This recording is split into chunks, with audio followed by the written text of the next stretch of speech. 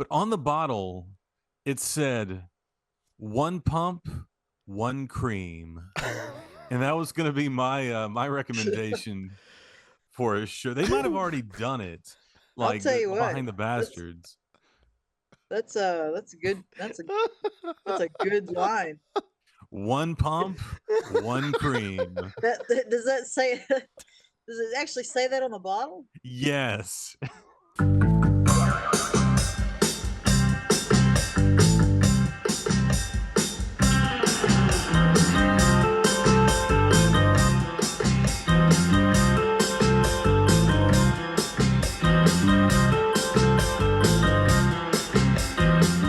What is good, Humbl fam? How about y'all come on in and let's have us another visit here on the Humbl Show. I am Grant Fletcher, being joined as always by my two co-hosts, Moonbeam Hallows and Brandon Cox, and there they are. How are you, my friends? Hey, doing cool.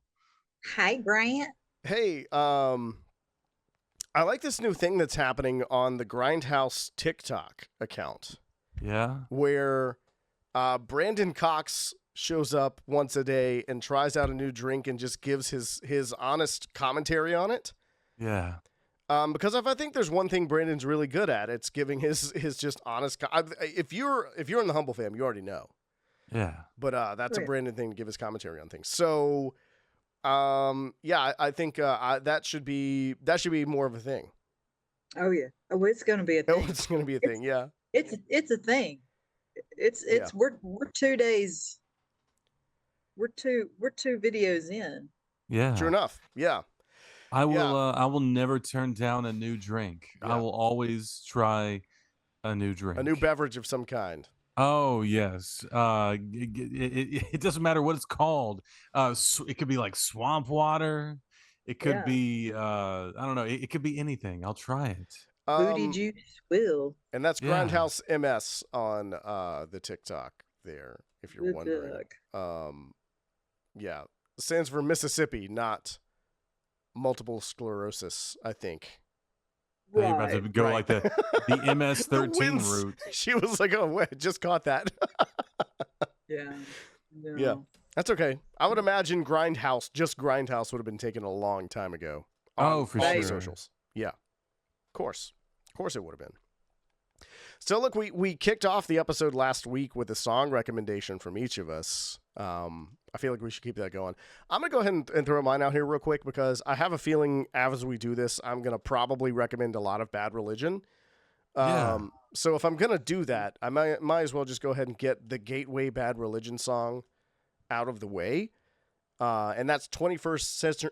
Hold on 1 second. Let me reset. 21st Century Digital Boy by Bad Religion. That's going to be my recommendation for the week. I saw it live.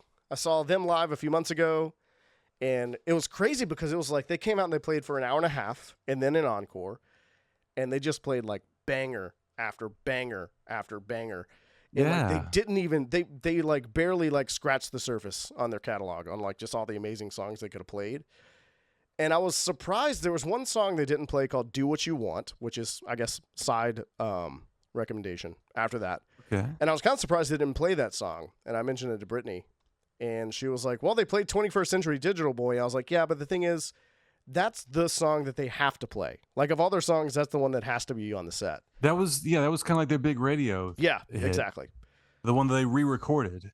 Yeah. We'll get into some deep cuts with him later on for sure, but that's what I'm going with this week. 21st Century Digital Boy by Bad Religion. Who else has a song? I know Brandon has one. Yeah, I'll give a couple. So I was a big, like, in my teens, in my early 20s, I was a big, like, at the time, like, rock and metal fan. And one of my, to this day, a metal act that still, tickles my fancy is a band called Goat Snake. Okay. And the one song of theirs that I would absolutely recommend is a song called Slippin' the Stealth. Okay. It is the first song off their debut album. It's really something special, I'd say.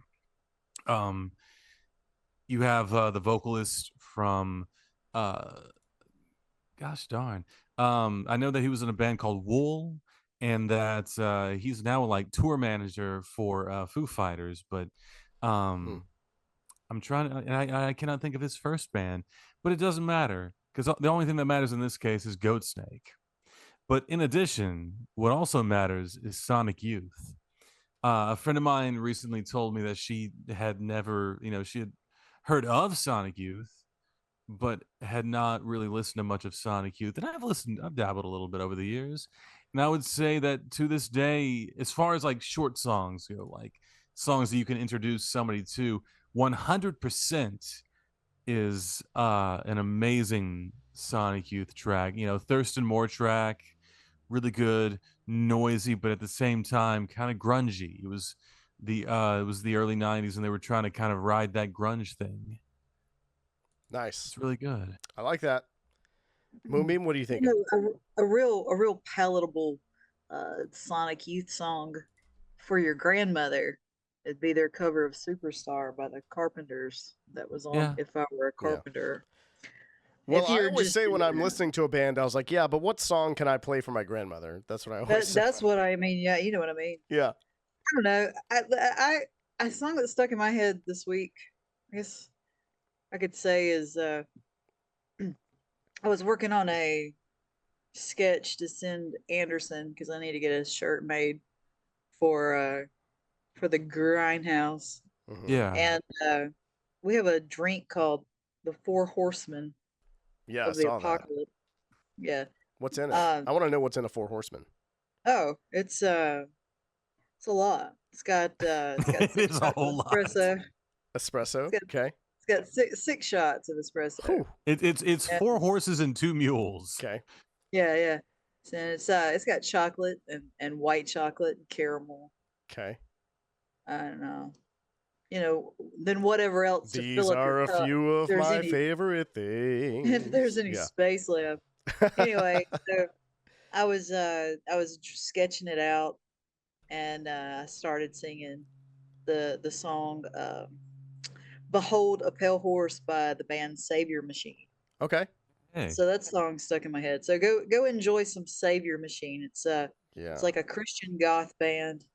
They're from Germany. They have a lot of really good tracks. The lead singer kind of has a David Bowie sounding voice, All Cool. right. but really good songwriting, really just epic shit. Good stuff. Moonbeam, there was going to be a shirt idea that I was going to run by you today, and I just kind of forgot.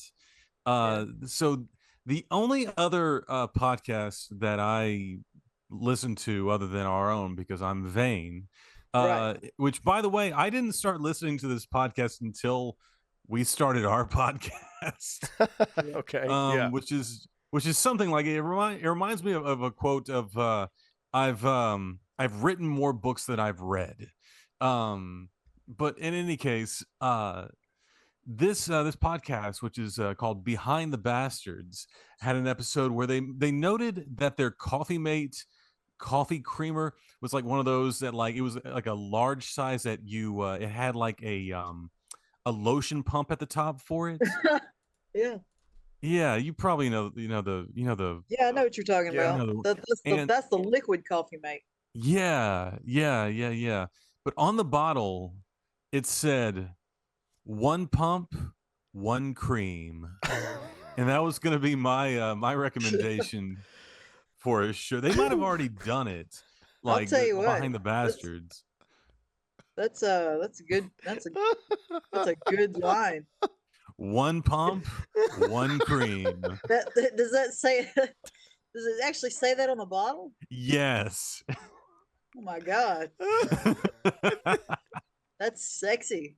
It's pretty good. Oh I my like it. God. Yeah, we do something like that. I wouldn't run anybody Just off or like, anything. yeah, We what you do already- is just like crop it out of the picture and then like put it real small, like label it on something on the shirt. Yeah. So it's an Yeah. Easter egg on the shirt. Yeah. Oh my lord. Put it on the sleeve. There you go. Look, on look, the inside Grant, of the you don't you may not know this because you're not up here, sleeve. but about 2 Halloweens ago, we put a mannequin in the doorway. Yeah, yeah. Michael Oh, Michael Michaels. Myers. I've seen him. No. Yeah, Michael yeah. So Michaels. Michael yeah, Michaels. so you know, it's been there. I forget that it's there. Yeah.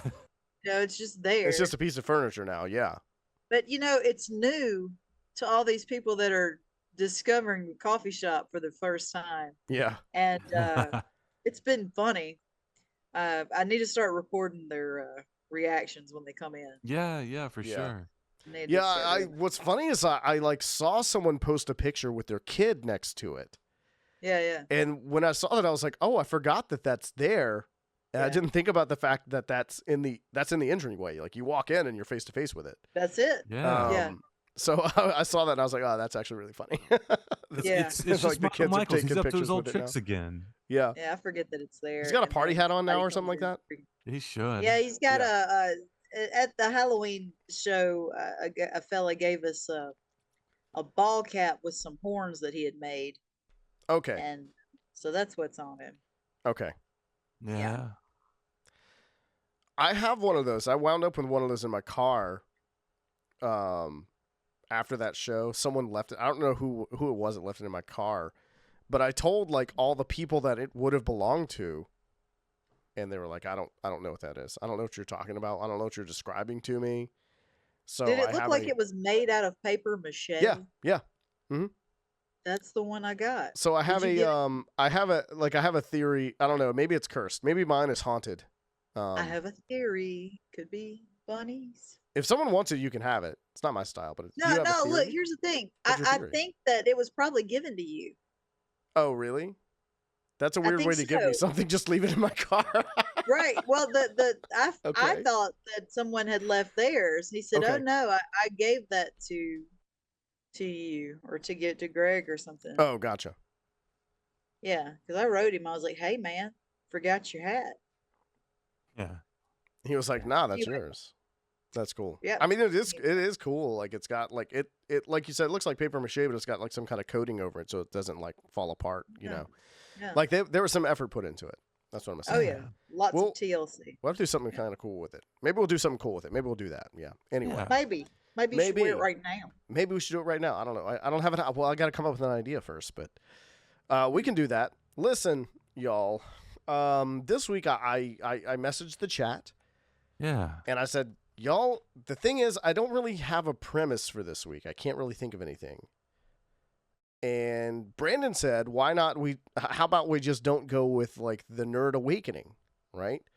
Yeah. What was that thing that made you nerdy? And I've got to be honest with you, Brandon, I'm a little embarrassed that I hadn't thought of this up to this point. 60 episodes in, and I hadn't thought to be like, oh yeah, what was the thing? Considering what we Hey, do.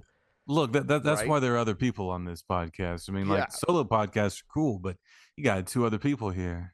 Sure enough. So I thought about it and I was like, yeah, that is a good idea.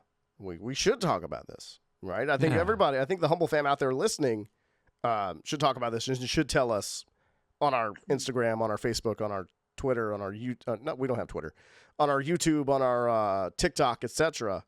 What was the thing? What was your nerd awakening? What was it for you? Yeah. But I am interested because Brandon, it sounds like you have thought about this already. So I'm curious to see what your tale is.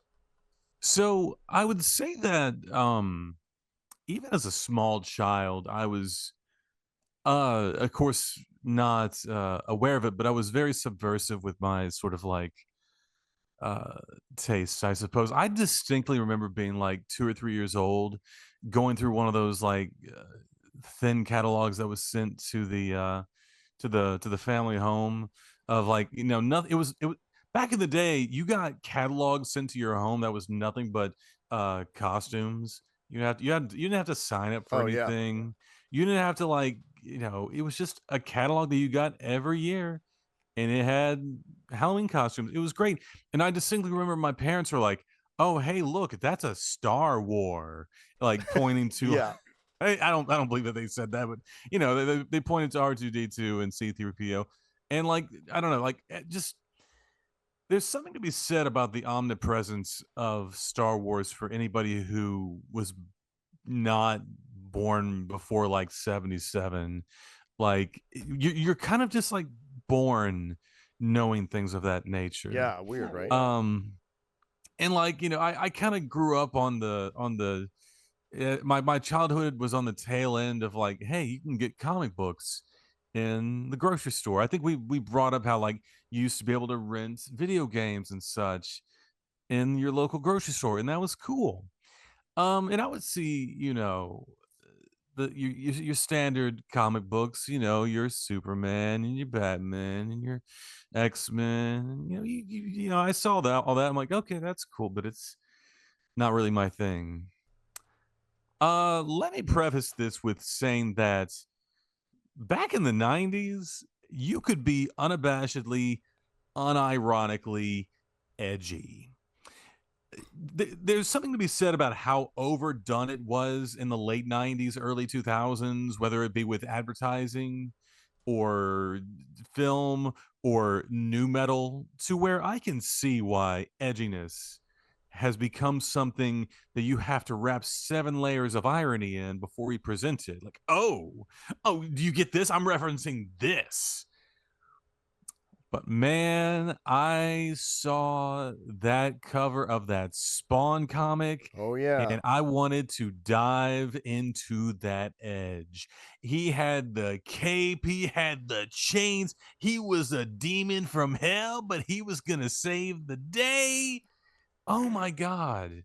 I think like in the end, like, so like I said, I was on the tail end of comic books in the local grocery store. And I think I only ended up getting like 3 or 4 issues of Spawn, but let me tell you, while I was on the tail end of comic books in the grocery store, I was also at the very beginning, the precipice of the internet. And I was able to like go and like look up pictures of Spawn, and he looked cool, Yeah. and like just like all the various costumes, and there was a medieval version. And let me tell you, I abused the hell out of my parents work printer, and I just would print pictures of Spawn, and like it was the coolest. And I would go around with my pictures of Spawn showing people like, hey, this is Spawn, and they're like, oh, word. um that was the birth of not only my nerdiness, but my appreciation of unabashed, uh non-douchey edginess. That was the thing, man. At the time, I mean, you could, it was like posters on demand, right? Well, all my favorite characters, I can just print them right out and just, put them in a Yeah, binder, put them on the wall, or whatever. But it's funny yeah, because just like a couple days ago, I was kind of explaining to Brittany, I was like, I was kind of explaining Todd McFarlane to her. I was like, basically, like, picture a 90s superhero, and yeah, that's either Todd McFarlane or Rob Liefeld. And that's yeah, it. yeah, It's like that they embodied like the decade for comic books in a lot of different ways, Figures. Yeah, they they really pushed it absolutely forward, did. I think, So that was cool. That definitely yeah, all of that makes what you're saying makes sense to me for sure. Yeah, yeah. Moomim, do you have a tale to Yeah, tell? Do you have a I yarn do. to spin for us?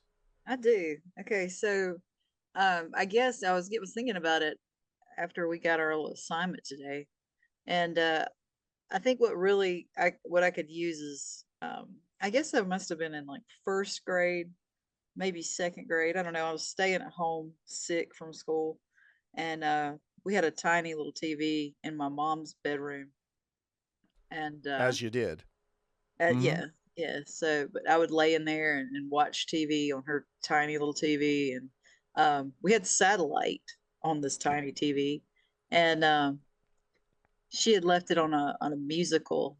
She was like, "Oh, you would like this," and I was like, "Whatever," because I didn't love musicals unless it was, Disney, and I didn't even love those really.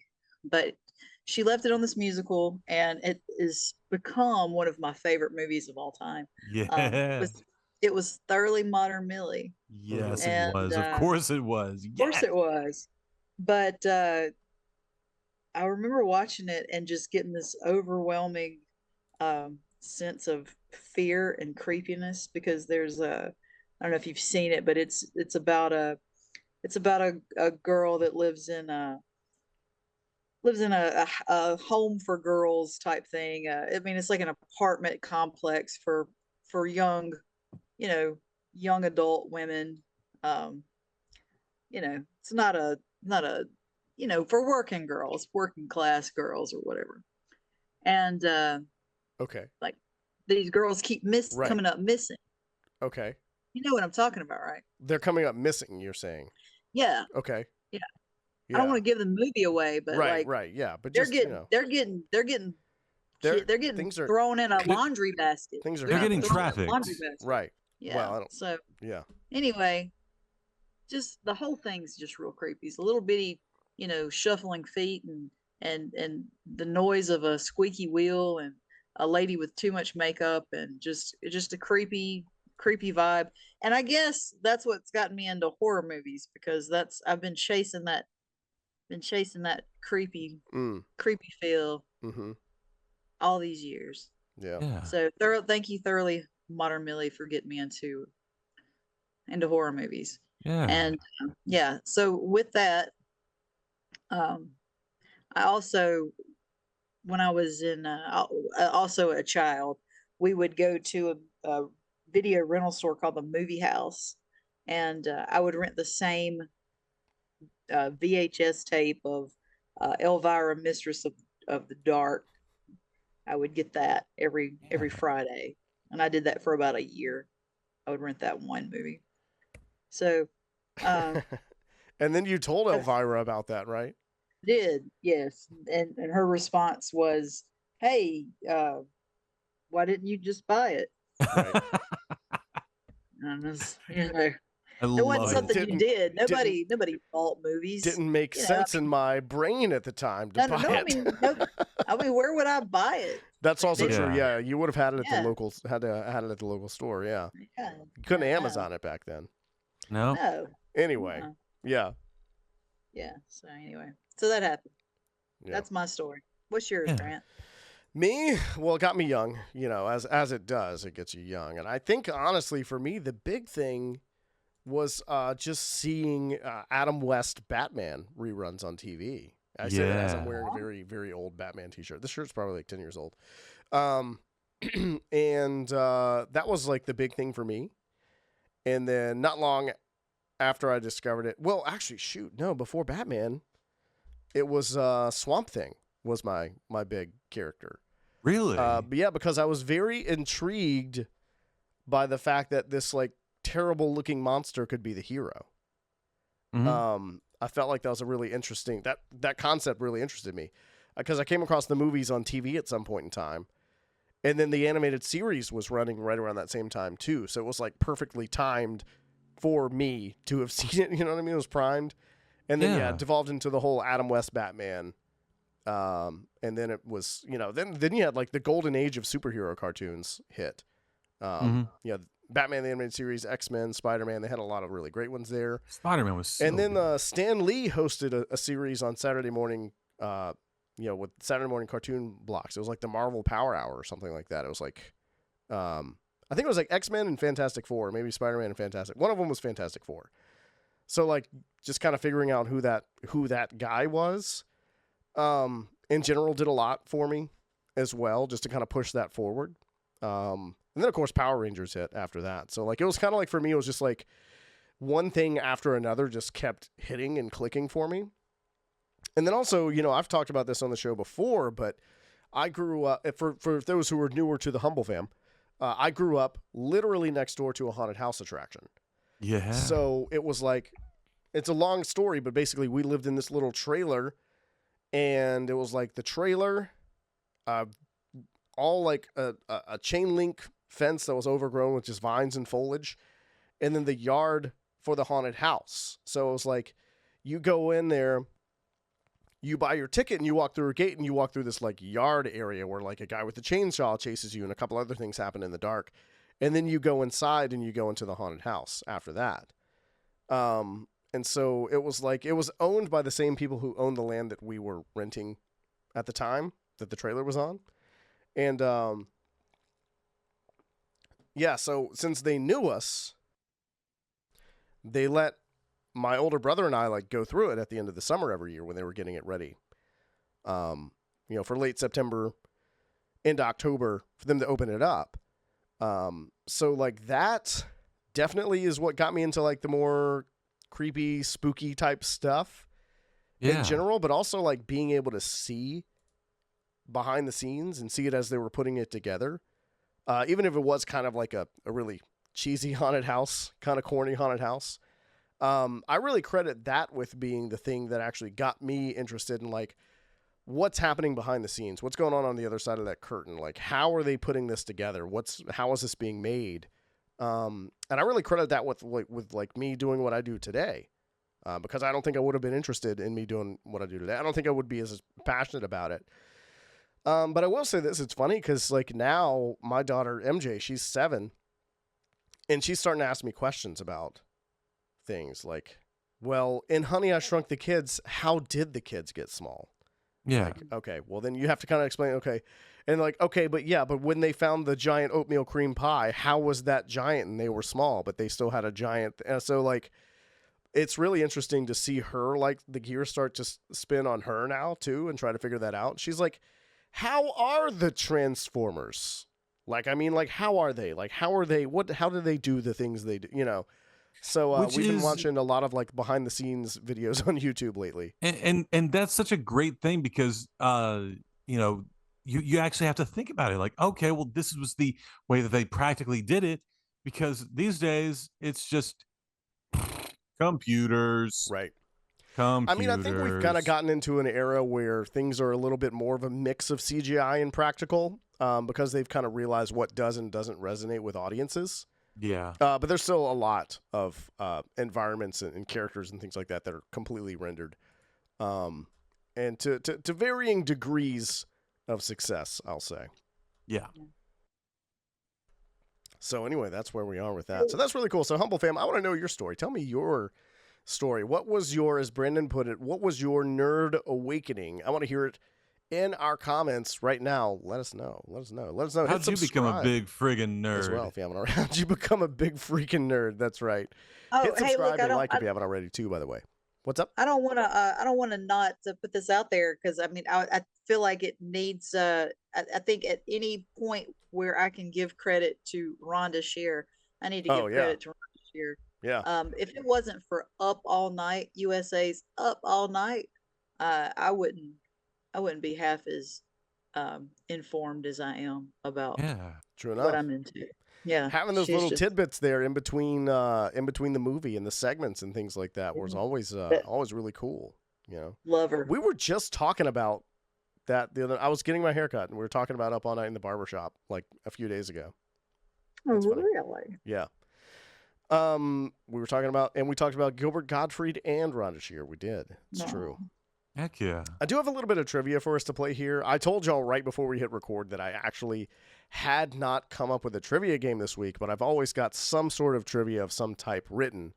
It happens. So we're going to do this here. Yeah. So what we're going to do is something we've kind of sort of done before, but a little more specific in this case with this game here. And it's been a while since we've done it, so I'm just going to go ahead and we'll do it here. We'll see what happens. But, I realized the other day, I was looking at movies that are out in the theater, and Despicable Me 4 has been running for a while. God. And I was like, I get it, but also, did we need 4 of these, and did we need 3 Minions movies, But that made me come up with the premise for a game called Time for a Sequel. And so what I'm going to do is I'm going to give you all the title of a movie, and then you have to tell me the 4th movie in that film series. God. You bet, like one of these better not be like we've even done already before, but I'm gonna do them anyway. It's because you have to tell me in order what they are. So you have to jump from 1 to 4. So if I say Rocky, the answer is going to be Rocky 4, right? Yeah. But you have to give me the correct title or else it does not count. So I'll just throw these out here. Y'all yell them out as you think you know them. The first one is Shrek. There's about to be 5. Shrek Forever After. That's correct. Point for Brandon. Number 2 is 1989's Batman. Batman. Oh, not Batman Forever. It's the next one, right? That's not Batman Batman Forever. and Robin. Yes, Batman and Robin. Robin. Yes, 1-1 here, everybody. What about Diary of a Mad Black Woman? Almost 20 years old now. That doesn't have a sequel. It doesn't have a sequel. Made a million of these movies. Maybe not a million. I know, but like, are you talking about Medea Goes to Jail? That's it. That's the answer. Yeah, well, I mean, that's the fourth movie, but it's not the same characters. It's Medea is the only same character. Right, but that's the franchise. I see. I see where you're coming from. Okay. Would you say Ernest Scared Stupid and Ernest Goes to the Camper in the same franchise? Yes. I would say they're Ernest movies, but they're not. They're not. No, because they're not contingent upon one another. Yeah. That doesn't mean it's not a franchise. I mean, if you say so, Grant. I mean, not in the current modern day sense, no. But they did a lot of movies like that back in the day. Well, yeah. Yeah. Okay. All right. I take your word for it. I mean, that makes. I see where you're coming from. Yeah. But I wouldn't think that's like a. You wouldn't qualify it. I mean, you got the point either way. You wouldn't say Tyler Perry presents Medea's in this one too, part 4. I mean, if Medea's in it, I'm counting it. Yeah. I'll tell you what, I'm not watching it if Medea's not in it. Right. That's the thing, right? But she wasn't in she wasn't in Why Did I Get Married? No, and they did they make another? I think they might have made 2 of those too. Anyway. They did. I think that one. so. That one might be. That was. I would call that like a spiritual successor or a spin-off or something like that. Yeah, I loved it, but Medea wasn't in it. But I wouldn't count it as Medea. Yeah, as one of the. I wouldn't count it in the main series. All right. How about this one? What about Twilight? Breaking Dawn. Which one? Part 1. That is correct. Yes, Breaking Dawn Part 1 is the correct answer.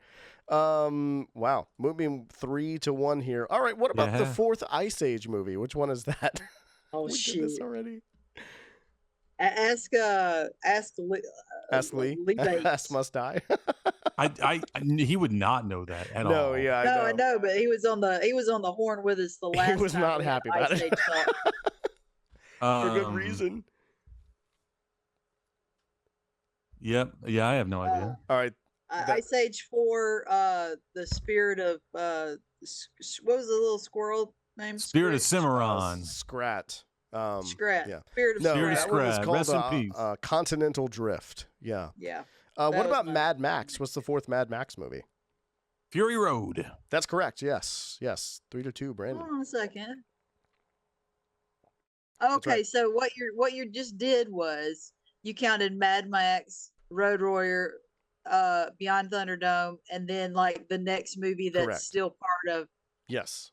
That were okay. Yeah. Yeah, we didn't count the Saturday morning cartoon. No. We're skipping TV series for sure. What about the Hunger Games? I didn't see none of them shits. I saw the first one. I don't know. Is it the Birds and Snakes? No, it's not. No, yeah, but they did like a sort of like a reboot there, didn't they? Yeah, there's like No, it's Mockingjay Part 2, I believe. Yeah, 2. Is what we're looking for there. What about Harry Potter and the Sorcerer's Stone? What's the 4th one? Harry Potter, the Goblet of Fire. That's right. Correct. Moonbeam. I don't think we have enough here for Brandon to catch up, but we're going to do the last 2 here anyway. What about The Fast and the Furious? Too fast. That's the second one. I don't know. I think the 4th one was just Fast and Furious. That's right. That is correct. Fast and Furious isn't the part. Yeah. Is part 4. And the last one is Bad Boys, the 1995 one, not the Sean Penn one. Oh, I know that a 4th one's coming out, and I want to see it, but I don't know what it's called. All right, it's already out. Oh, wait, hold on. Wait. Bad Boys for Life? No, that was the 3rd one, actually. Shit! I know, right? They threw you off. I think they didn't think they were going to make any more, and then they did. And former guest on the show does stunts in the movie. Brady Pierce. Is it Bad Boys 4-4? It's not. No. Moonbeam, you have it, you think? No, It's called Bad Boys Ride or Die. That's so dumb. yeah. Did I tell y'all? I told you earlier I fell down a rabbit hole watching clips from Martin, and it's still really freaking funny. Yeah. They're real good. Still so funny. Yeah. Such a good show. Such a good show. Well, Moonbeam, I think you definitively won that game. You really know your fourth movie in a series. Yeah. Very well. Very well. Well, thank you. Do you have anything you want to say? You know, have an acceptance speech you want to make here for? Yeah, man. I would like to thank my workaholic parents for letting the TV babysit me. All right. Heck yeah. I'd like to thank film school, and I would like to thank my lazy ass. That's a Gen X millennial trait right there. That's one of the overlap things there that happened. Yeah. For sure, it makes sense to me. I kind of wonder. I wonder what TV shows the Humbl Fam, what movies the Humbl Fam out there got to babysit them. To be honest with you, Yeah. Let us know in the comments down below. Well, look, y'all. I think we've got this whole thing wrapped up here. Unless you have anything else you want to add. We're getting closer to September. Alabama Comic Con's on the way. We even have more guests that are going to be announced here soon too. That's gonna be great. That's the rumor that I'm hearing, so I'm excited about it. I'm thinking about. Can I tell y'all something? Yeah. I'm thinking about doing like cowboy attire at some point in time. Ooh. During the Alabama Comic Con or during one of our podcasts. No. At a live show, at a convention, either Preserve or Alabama Comic Con. I'm not sure. You gonna be cosplaying as a cowboy? No, he's just gonna be a cowboy. Wearing like a Western shirt and some boots and jeans, man. Just Yeah, I like that. Glam I like cowboying that. it up. You got a profile picture with a little bit of a Manuel-esque button up. I do, yeah. You know why? I was at a wedding that was rockabilly. It was a rockabilly type thing. I was at a wedding in the desert in Nevada, and that's what that was for. Hell yeah. Yeah. You have a bolero. I have a bolo. Yeah. Oh, yeah. I see what you're saying. That's the full name. Yeah, I guess of what it is. Yeah, I do have a bolo tie. I do. Yeah. I do. I think I was wearing it that day too, as a matter of fact. So we could do it. We could do it up. I'm just saying it could happen. I'm seeing some with some I'm looking at some shirts with some spider web type designs on them, and some cool stuff. So I think I'm gonna do that.